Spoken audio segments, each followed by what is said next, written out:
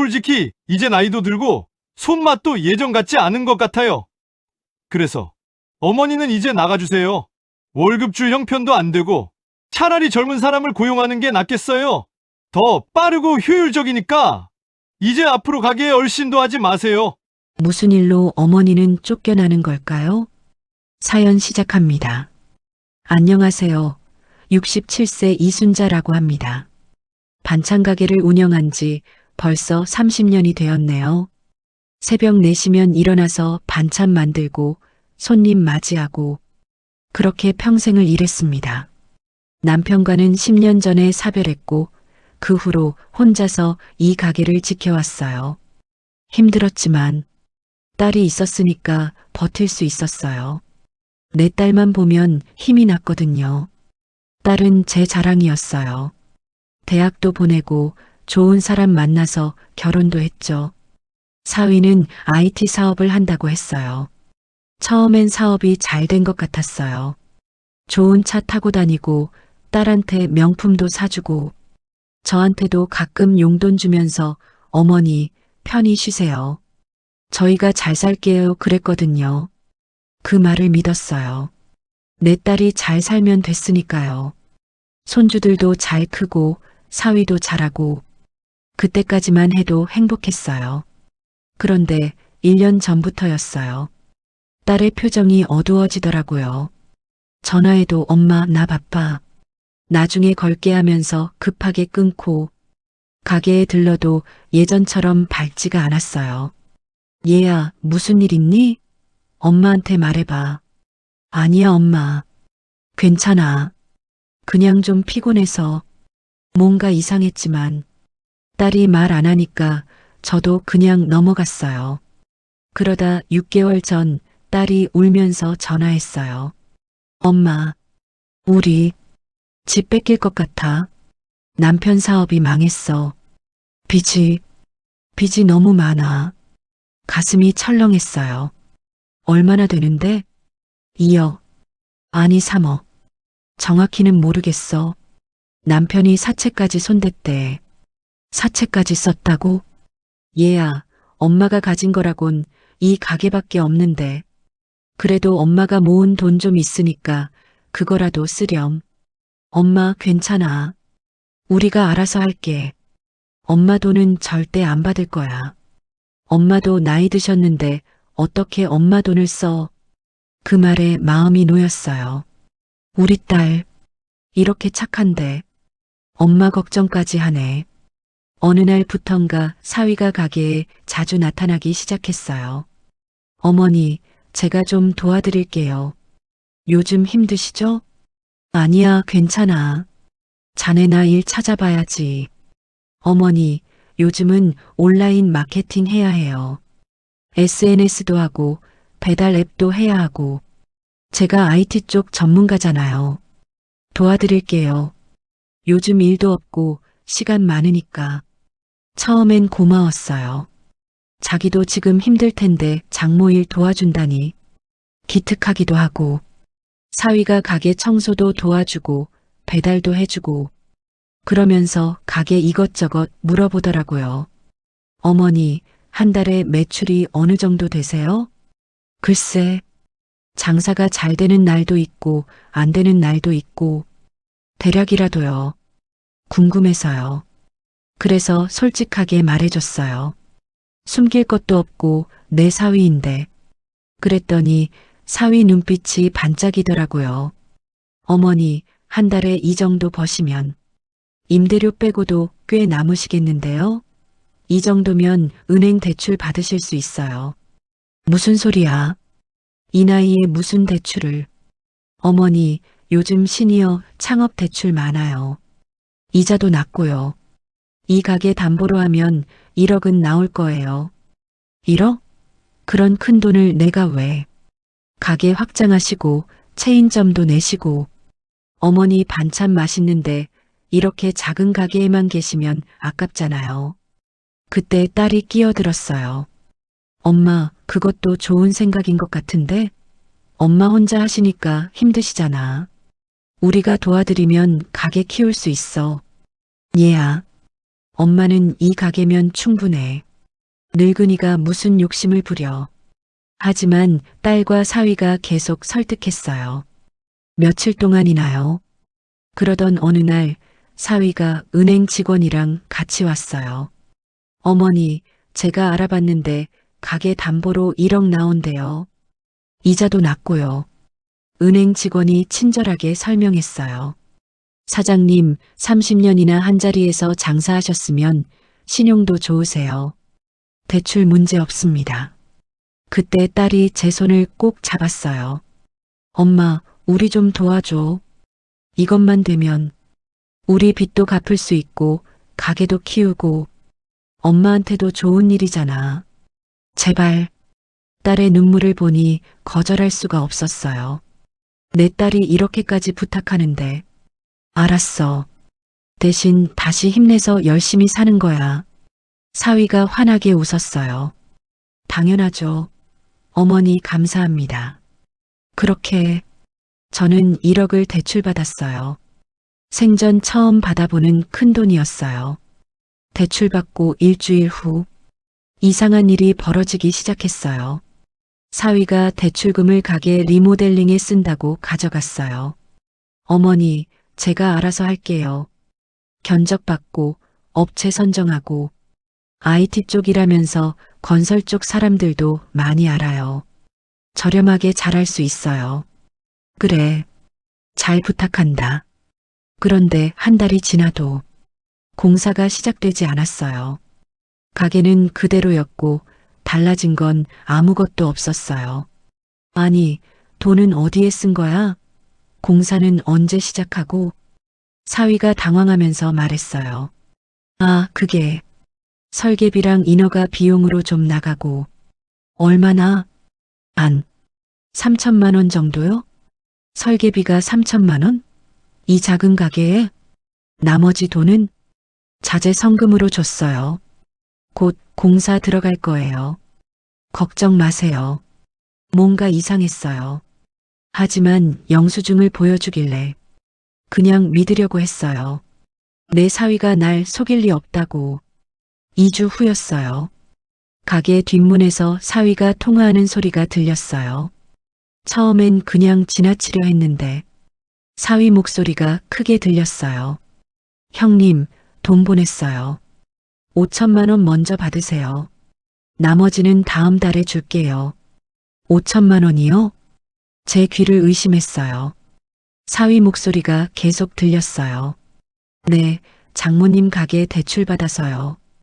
1억 나왔어요. 형님 것 갚고 다른데 빚도 좀 갚고 이제 좀 숨통 트이네요. 그 소리를 듣는 순간 제 다리에 힘이 풀렸어요. 가게 리모델링? 에이, 그딴 거 할 돈 어디 있어요. 빚부터 갚아야죠. 장모님은 모르겠죠 뭐. 영수증은 얼마든지 만들 수 있으니까. 그리고 형님, 가게 사업자 명의도 제 앞으로 돌렸어요. 이제 이 가게 제 거예요. 장모님? 그냥 직원으로 부릴 거예요. 오래 일한 만큼 반찬 맛은 있으니까요. 더 이상 듣고 있을 수가 없었어요. 가슴이 찢어지는 것 같았어요.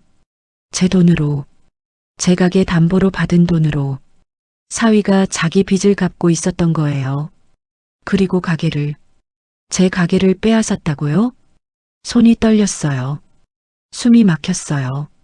제가 골목으로 나타나자 사위가 깜짝 놀라면서 전화를 끊었어요. 어머니, 언제부터 거기?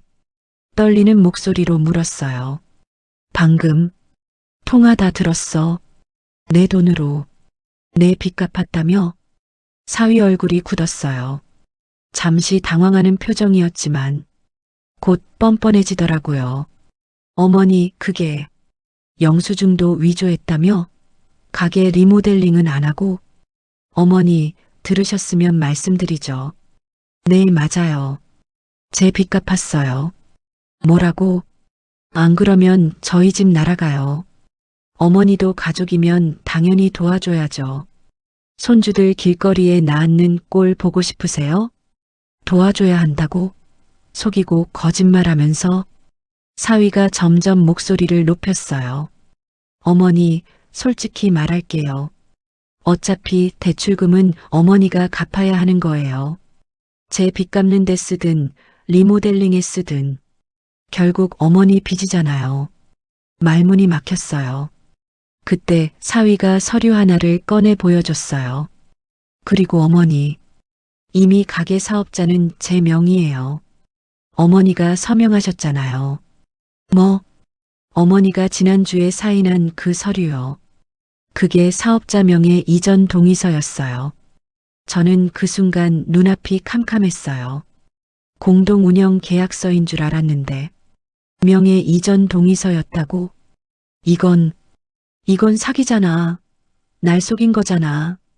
사기요? 어머니가 제대로 안 읽고 사인하신 건데요. 법적으로 아무 문제 없어요. 나이 드시면 서류 꼼꼼히 읽으셔야죠. 그 말투가, 그 차가운 눈빛이, 이게 사람이에요? 이게 제 사위예요? 그때 제 뒤에서 딸 목소리가 들렸어요. 엄마, 미안해. 딸이 서 있었어요. 언제부터 있었는지 다 들었나 봐요.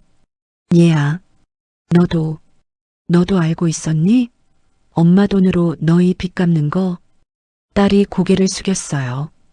대답이 없었어요. 얘야, 엄마한테 대답해봐. 너도 알고 있었어? 딸이 고개를 들었는데 눈물을 흘리고 있었어요. 엄마, 우리도 살아야 해. 집 빼앗기면 애들은 어떡해? 애들 학교는 어떡하고?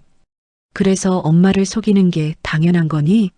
엄마 평생 일한 가게를 빼앗는 게? 딸이 울먹이면서 말했어요. 엄마는 혼자잖아. 우린 식구가 넷이야. 우리가 더 절박해. 엄마는 이 가게만 있으면 되잖아. 혼자 먹고 살 정도는 벌고 계시잖아. 가게만 있으면 된다고? 이 가게가 이제 내 남편 거라며. 내 이름도 없다며. 사위가 차갑게 말했어요. 어머니, 현실을 받아들이세요. 이제 이 가게 제 거예요. 어머니는 그냥 여기서 반찬이나 만드세요. 일자리는 드릴게요. 월급도 줄게요. 내 가게에서, 내가 30년 동안 지킨 가게에서 일자리를 준다고? 직원으로 부려먹겠다고? 너희들이 정말 말이 안 나왔어요. 너무 황당하고 억울해서 그날 밤 저는 잠을 한숨도 못 잤어요. 어떻게 이럴 수가 있지? 내 딸이, 내가 낳아서 키운 딸이 일주일 후 가게에 왔더니 간판이 바뀌어 있었어요. 대박반찬 대표 김민수, 제 이름이 사라졌어요. 30년간 제 이름으로 되어 있던 간판이 사위 이름으로 바뀌었어요. 가게 안으로 들어가려는데 사위가 막았어요. 어머니, 이제부터는 출퇴근 시간 지켜주세요. 9시 출근, 6시 퇴근이요. 그리고 반찬만 만들어주시면 돼요. 손님 응대나 계산은 제가 고용한 아르바이트생이 할 거예요. 월급은 한 달에 200만 원 드릴게요. 나쁘지 않죠? 요즘 이 나이에 일자리 구하기 힘든데 제가 30년 동안 일군 가게에서 200만 원 월급 받는 직원이 됐어요. 그것도 제 사위한테요. 매일 아침 9시에 출근해서 반찬 만들고 6시에 퇴근하고 손님들이 물어봤어요. 사장님, 왜 간판이 바뀌었어요? 사장님 안 하세요? 뭐라고 대답해야 할지 몰랐어요. 아, 이제 사위한테 물려줬어요. 에이, 아직 젊으신데 벌써요? 그래도 사장님 손맛은 그대로시겠죠? 손맛이요. 이 손맛이 제 거라도 되나요? 한 달이 지나고 사위가 가게를 바꾸기 시작했어요. 어머니, 이제 공장 반찬도 좀 팔아야겠어요. 어머니가 만드시는 것만으로는 물량이 부족해요. 공장 반찬? 우리 가게는 손맛이 생명인데. 어머니, 요즘 누가 그런 거 신경 써요? 싸고 많으면 되죠. 그렇게 공장에서 만든 반찬이 들어오기 시작했어요. 손님들이 하나둘씩 떠나갔어요. 사장님, 아니, 이제 사장님도 아니시네요. 이 반찬 맛이 예전 같지 않은데요? 공장 반찬이죠? 이런 거 먹으려고 여기 온 게 아닌데. 30년 단골 손님들이 하나씩 떠나갔어요. 2달 후 사위가 저를 불렀어요. 어머니, 가게 적자예요. 손님도 줄고 이래서는 안 되겠어요. 내가 말했잖아. 공장 반찬 팔지 말라고. 어머니 때문이에요. 어머니가 반찬을 예전만큼 맛있게 못 만드시는 거 아니에요? 뭐라고? 솔직히 이제 나이도 드시고 손맛도 예전 같지 않으신 것 같아요. 그래서 어머니는 이제 나가주세요. 제 가게에서 쫓겨났어요. 잠깐만. 내가 나가라고? 이게 무슨 소리야? 월급 줄 형편이 안 돼요.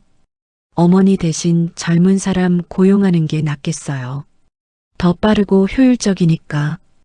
이 가게는 내가 어머니 거 아니에요. 이제 제 거예요. 법적으로도요. 나가주세요. 딸은 옆에서 고개만 숙이고 있었어요. 얘야, 내가 이것도 가만히 보고만 있을 거니? 엄마를 쫓아내는데? 딸이 작은 목소리로 말했어요. 엄마, 미안해. 우리도 어쩔 수 없어. 그날, 저는 제 가게에서 완전히 쫓겨났어요. 30년을 지킨 가게에서 집에 돌아와서 혼자 울었어요. 남편 영정 앞에 앉아서 한참을 울었어요. 여보, 내가 우리 가게를 다 잃었어. 사위한테 속아서 다 빼앗겼어. 눈물이 멈추지 않았어요. 그때 문득 남편이 죽기 전에 주었던 편지가 생각났어요. 힘들 때 읽어봐라고 했던 편지요. 그동안 읽을 용기가 없었어요. 그 편지를 읽으면 남편이 정말 떠난 것 같아서. 하지만 그날 더 이상 버틸 수가 없었어요. 떨리는 손으로 서랍을 열고 편지를 꺼냈어요. 그리고 읽기 시작했는데 제 눈을 의심했어요. 편지에는 이렇게 적혀 있었어요.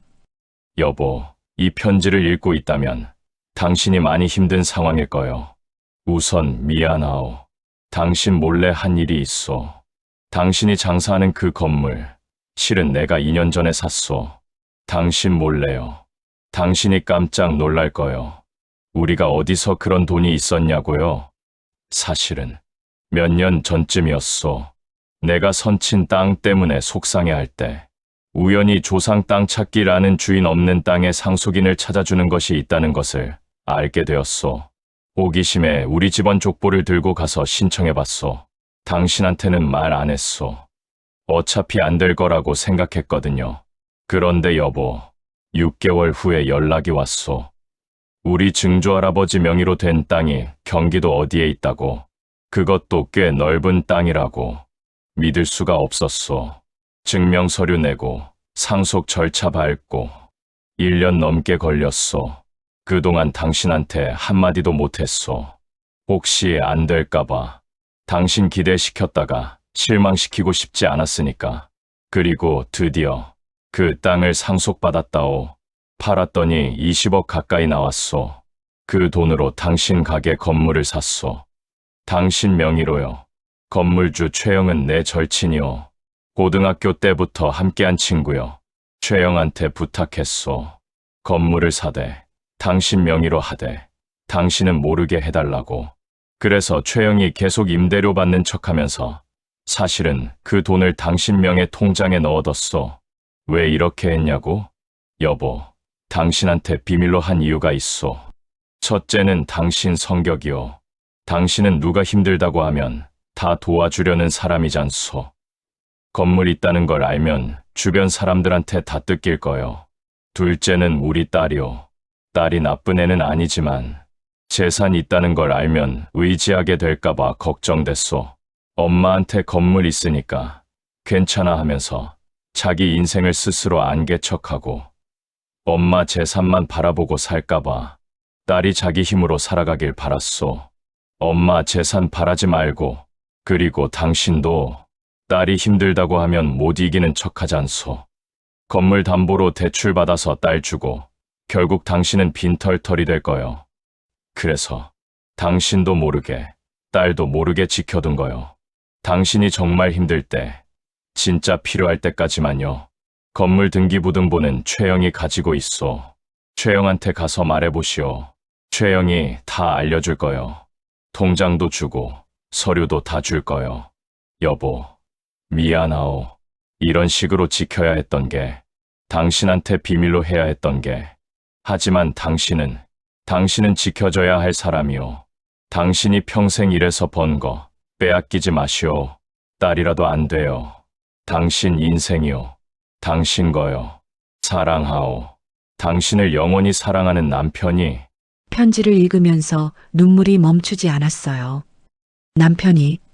남편이 12년 전부터 저를 지키기 위해 이런 준비를 하고 있었던 거예요. 손이 떨렸어요. 가슴이 뛰었고요. 건물이 제 거라고요? 다음 날 아침 떨리는 손으로 건물주 아저씨한테 전화했어요. 사장님, 저 남편 편지를 읽었어요. 전화 너머로 한숨 소리가 들렸어요. 사모님, 드디어 형님 편지를 읽으셨군요. 제가 얼마나 기다렸는지. 사무실로 오세요. 드릴 게 많아요. 사무실에 갔더니 건물주 아저씨가 눈물을 글썽이면서 저를 맞아주셨어요. 사모님, 형님이 돌아가신 지 10년이 됐네요. 이날을 얼마나 기다렸는지. 사장님, 무슨 말씀이세요? 아저씨가 큰 서류 봉투를 꺼내셨어요. 사모님, 이 건물은 12년 전부터 사모님 명의예요. 형님이 몰래 사서 사모님 명의로 해두셨어요. 저는 그냥 형님 부탁으로 관리만 해준 거고요. 등기부등본을 보여주셨어요. 거기에 제 이름이 적혀 있었어요. 그럼 그동안 제가 낸 임대료는요? 다 사모님 명의 통장에 넣어뒀어요. 여기 통장이요. 비밀번호는 형님 생신이에요. 통장을 열어봤더니 12년치 임대료가 고스란히 들어있었어요.